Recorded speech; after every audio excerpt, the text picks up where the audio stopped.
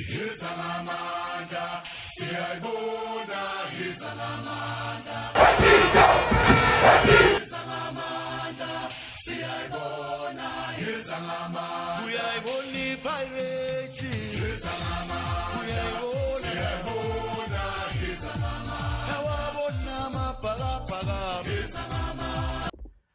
wise man once said, football will kill you, and it will kill you a real death. His name is Relebohile Tobejane. And today I just want to open with those words, because the game that I've just watched, it's just that. Because too close yet too far. Yeah, man, it's very disappointing. It hurts. But ladies and gentlemen, that's what football is. When you go into this match, you must expect, 3 results. It's either going to be a win, a loss, or a throw. And this time around for Orlando Pirates, it was a loss. But what hurt the most about this loss is that it was at Orlando Pirates' hands, and they took it from their own hands. They gave it to Pyramids in a silver platter.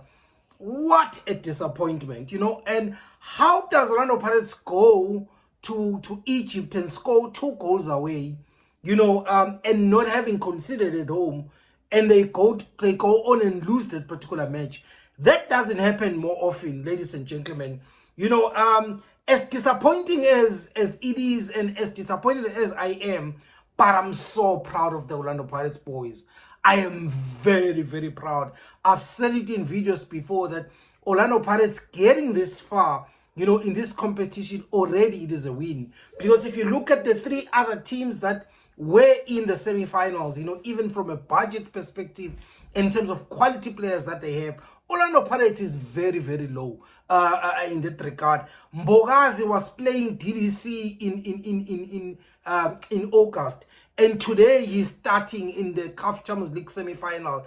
He made his debut a month ago, in March, and today he's playing, CAF Champions League semi-final. No, Nkota was playing, DDC last season, and this season is playing the semi-final of CAF Champions League. Pyramids FC is playing their number 1 striker, who's the best striker in the entire African continent, 1.6 million, and it's against Orlando Pirates DD boys. Honestly speaking, the odds in terms of that were against Orlando Pirates, but we were just all hoping that the football gods were going to be, with Orlando Pirates. Forget the fact that also, Orlando Pirates is without their number 1 centre back, who's the best centre back in the entire PSL. Orlando Pirates, they are without also, their goal scorer, umuntu that gets them the goals, Umonapule Saleh.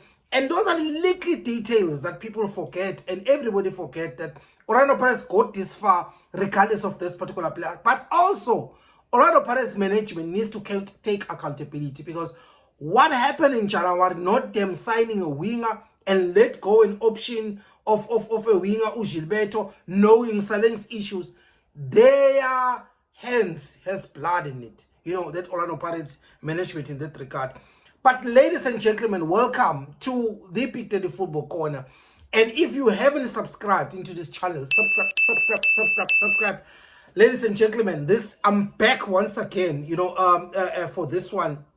And we all know, guys, in this channel, we know I want us to grow this community of technocrats, because we in this platform, we don't scream, "I lona inkomo," "I Orlando Pirates lose the image." We go deeper and explain in detail how Orlando Pirates won or lost. And today again, we're back again to try and dissect and look at the little details that Orlando Pirates, or that happened in that game that made Orlando Pirates lose this game.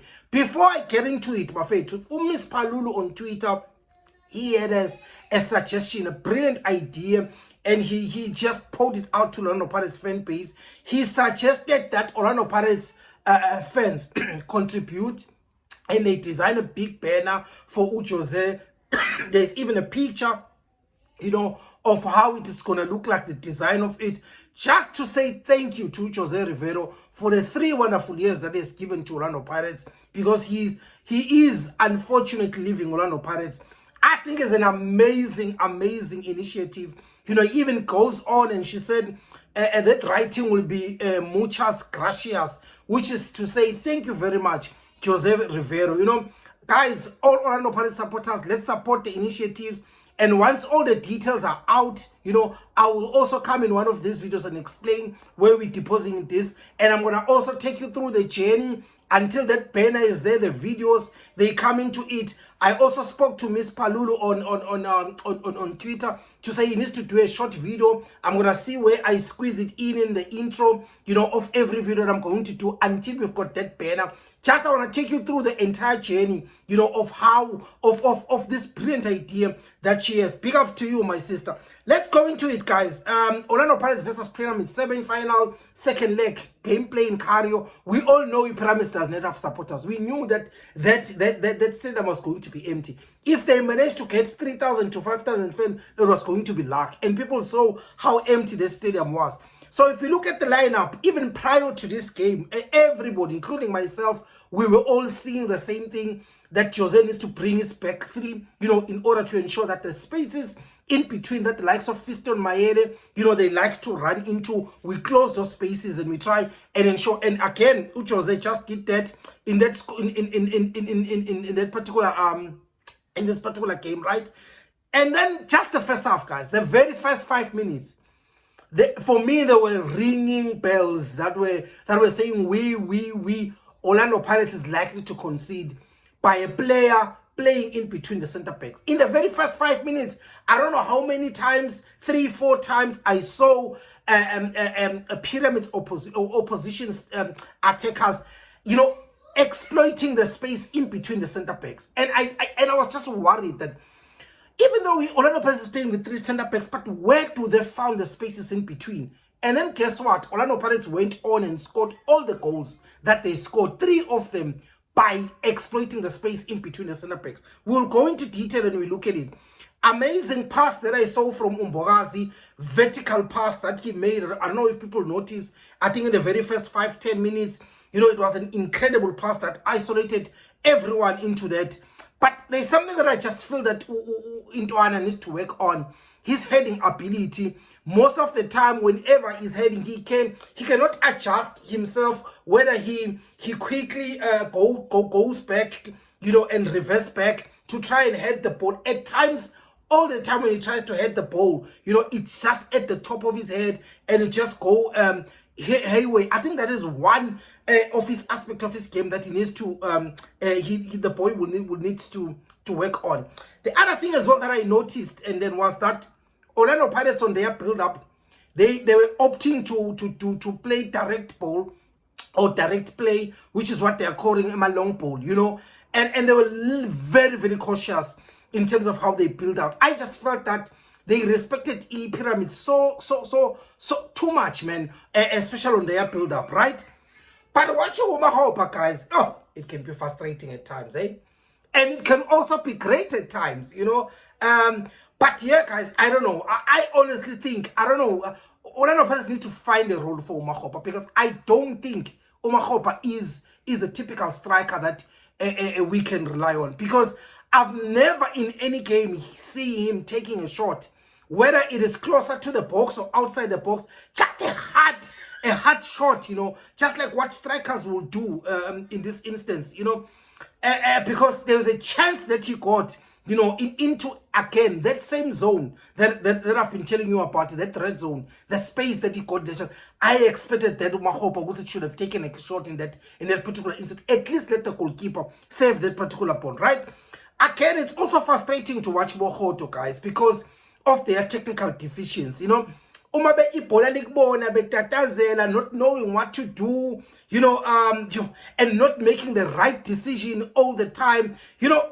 Orlando Pirates at times, I just feel that in the first level, you've got too many of hard-working players and less of players with technical ability and football brain to make at least 80%, you know, of the football. Whenever there's a decision that they need to make the right decision at least 80% of the time. You know, sometimes, guys, it is very, very, very frustrating. And this game is one of those, right?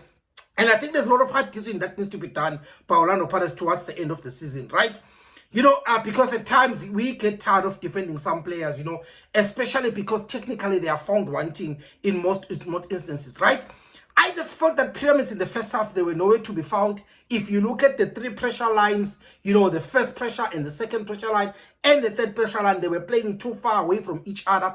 They could not find a player that was going to link the two, either come before the next line and also avail himself, or another player in the next. There was just not a connection between the two. That's why in the first half, I just felt Pyramids had a terrible game. 45 minutes plus one. Crucial stage of the match, Orlando Pirates concedes a goal. Lapse of concentration, 3 center backs. Orlando Pirates again could not manage the space between the defenders. That 3v1 situation, how the hell did Mayele get to score in a 3v1 inside the box? Oh, guys, I know, Buffett. Orlando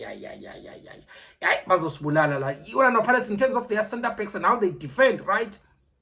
And I just thought at the times that Orlando Pirates were a little bit naive in terms of how they were defending. They were showing some vulnerabilities that we saw in the group stages where they were never punished. And in this game, they were harshly punished. Coming to the second half, Nkota again in the red zone that I spoke about, you know, in that pre-match analysis, you know, boom, you know, away from home, he's a marvel to watch. People that listen to my into Ilikoko space on Thursday, you know, in the pre-match build-up, you know, I said Nkota was going to be key because in the games away, this is where Nkota shines, you know. But let's dissect a bit the Pyramids goals, right? Because the other disappointment that I had, you know, in the goal that, in the second goal, you know, that Utogi, you know, the Bawini bowler in front of him. Because if you look in the first half, you look at the stats, you know, all his 3 aerial balls, he won all of them. I was impressed after the first half, and I was like, Uklog is helping us to defend the first balls because he was always there and he was always winning. But come the second half, he was beaten inside the box. Yo, I guys know Orlando Pirates is horrible in terms of how they defend balls, play inside the box. It's not even funny. You know, whenever balls are pumped into the box, Orlando Pirates is likely to concede. The first goal, look how the striker won the ball in the 3v1 situation. You know, he scored being in between the center backs and exploring the space. And guess who crossed the ball? Number 11, Mustafa Fati. Go back into my pre-match analysis and look at who I said are the dangerous players. But guess who crossed the ball now in that second goal with a long pass into the box? Again, Mohamed Mofokeng, number 15. I spoke about him as one of the dangerous players as well, and one of the most technically gifted players in terms of getting crosses inside the box. But who scored again in between the center backs that beat Ukogi into that? Again, Ramadan Sobhi, number 10. Again, Orlando Pirates can't defend balls playing to the box. Third goal, you know, before that corner, you know, number 11 again, you know, Mustafa with a sweet cross, using not even his strongest foot, his right foot. You know, there was a player again that was found inside the box that was free. And then from corner kick again, guess who reacted in that second ball that was played? It's a goal again. What kind of defending is this, Orlando Pirates center backs? All Orlando Pirates 3 goals were due to a pathetic defending for Orlando Pirates center backs. What a horror of a show. And really, guys, no, man, we really need to fix this thing in terms of how we defend, because teams are watching, and that's how teams are going to keep on wanting to get those goals, right? Around the 60th minute, there was just some naivety, man. You could see, we've not played Champions League for so long because we were against the wind, and all the Orlando Pirates players were doing were hoofing the ball forward and come back, hoofing the ball forward and come. And I'm saying, why can't you play combination play? Because if you hoof the ball up, it's going to come back again. So better you play a combination play. And that's probably the reason why Orlando Pirates coach Uchizero was brave, introducing Dlamini and Nkota. Even though we were under siege and we were all thinking we need to defend, I even tweeted myself and I said Mosele maybe needs to come into this game. I'm not sure if it was part of the first 18, because I was just like, no, we're defending too much, and that's the player that's going to assist us into keeping the ball, but into ensuring that we're defending. But he decided to introduce players that can keep the ball, which was a clever move as well as a brave move for Orlando Pirates, right? But I just felt that also Orlando Pirates in this game made too many free kicks. I think Orlando Pirates only had 8 and Pyramids had 14. And we all know Pyramids is deadly on set pieces because they've got 2 players who are very, very key into delivering those pinpoint balls inside the box. And again, it means they went and watched the first leg. They watched how we conceded in this kind of situation. And they went for it. And they got the goals for him, right? And then in terms of Orlando Pirates, how we attack corners. Hey guys, we are horrible.